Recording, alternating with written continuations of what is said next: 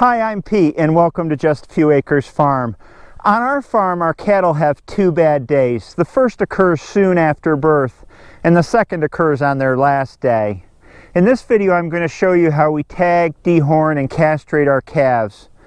We do it as humanely as possible and according to our vet's recommendation for best practices, but it's still a traumatic event for the calf. So consider yourself warned. Some of this video is graphic, but it's a part of life on a small farm.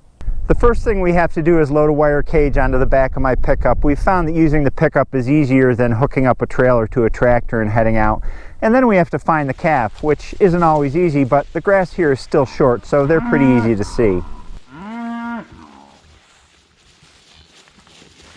The best time to catch a calf is when it's sleeping, but that isn't always possible, and this one was going to give me a chase, so I had to chase it down and pick it up. Oh, this is a heavy one. Ooh. It just so happens that this was the biggest calf we'd had yet this year, a big bull calf, and he was full of the dickens, a lot more difficult to do than calves typically are.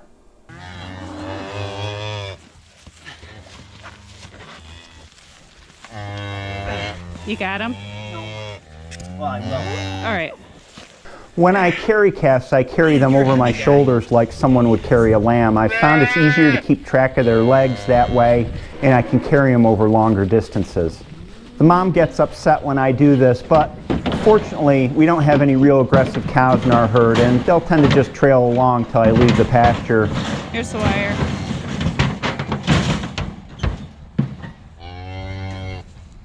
We prefer to tag, dehorn, and castrate our calves on the third day after birth, and there's a couple reasons for this. Number one, they're born on pasture and we just can't catch them by the fourth day. They can run by then.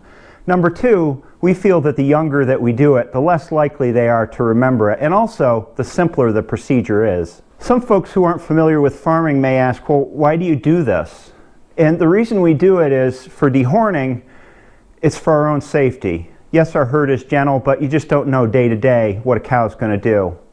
We castrate to control breeding. Our steers go to the butcher at 2 years, and we need to make sure that there's no unintentional breeding within our herd. We tag just because we won't know which cow's which unless they have a tag.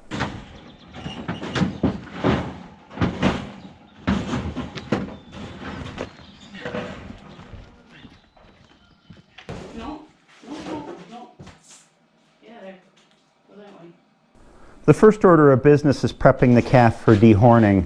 The horn buds on newborn calves aren't attached to the skull yet, and if you feel around near the ear, you can feel a little bump that floats within the skin. This is the horn bud.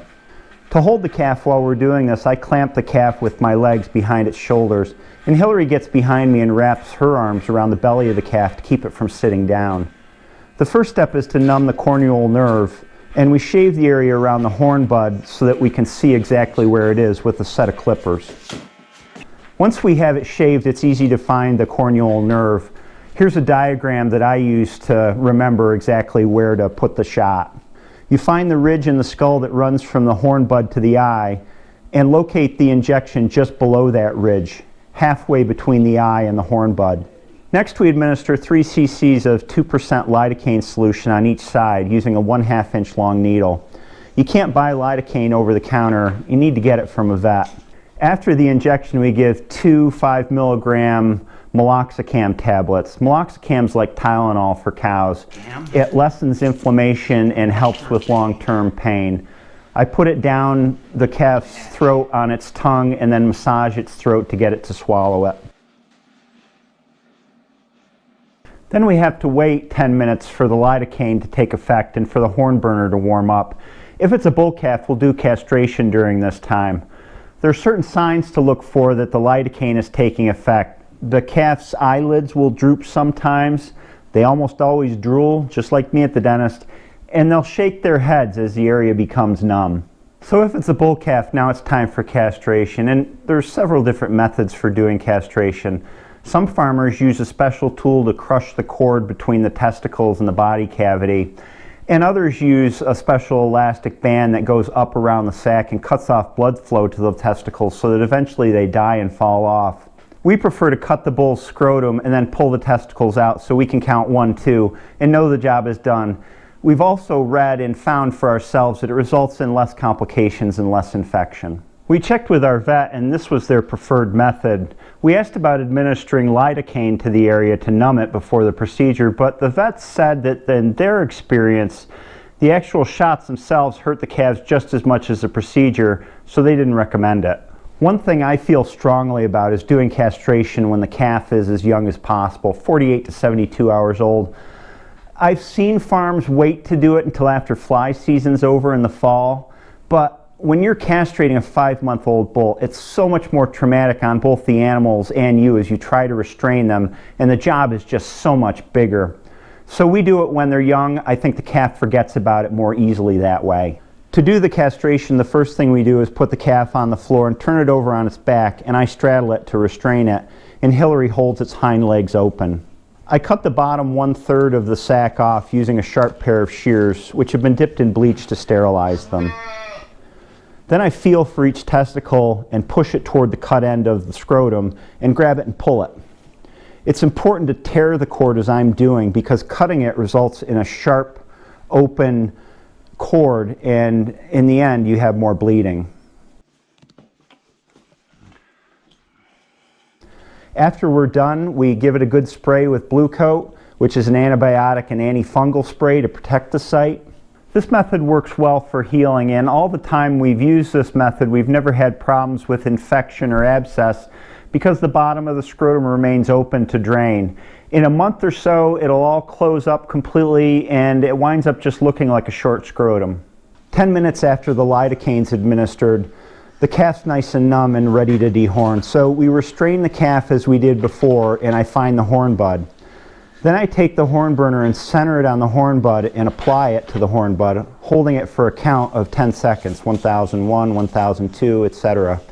And I twist the burner as it's held down to make sure it burns an even ring. After holding the horn burner on the bud for a 10-second count, I have to work the horn burner under the bud itself in the center of the ring, and once I work it around it should flick off and you should have an open hole there. The horn burner cauterizes the veins so there shouldn't be any blood, and you want to look for a good cauterization around the horn burner ring. It should be copper colored and you shouldn't see any redness from blood. This is stinky, it's smoky, and it smells like burning hair and flesh. It's really not pleasant.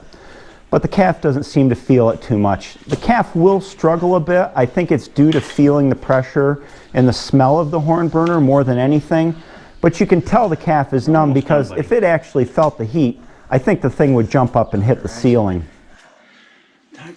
Blue Coat. After we're done, I spray the area with Blue Coat, again to promote healing.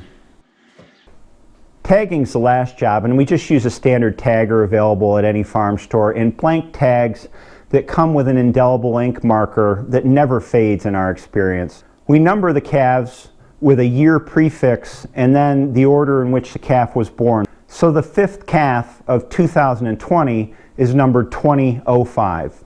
To locate the tag, I look for the veins of cartilage that run from the ear canal up toward the tip of the ear, and I want to locate the tag in between 2 of those ribs.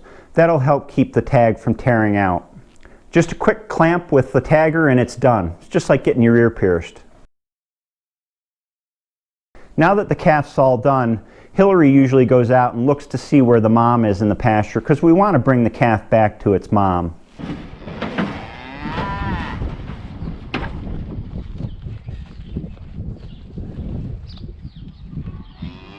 The whole herd gets stirred up when we remove a calf, and usually all the cattle have to do the meet, greet, and sniff before mom can be alone with it. Here's your calf, Mom. It's like I'm thirsty. Mom. That's an odd way to drink right there. But everybody calms down within a few minutes and the calf's back to its routine. It'll sleep most of the rest of the day, I think due to its exertions and the effect of the meloxicam. As far as I can tell, the calf doesn't hold any hard feelings against me after I do the procedure. It's not especially shy when I walk into the field in the days following, and I think this is one of the advantages to doing calves when they're very young. This is certainly not something that I enjoy doing, but it's a part of life on a small farm. And if you can do it yourself, you can save yourself a considerable amount of money on vet bills.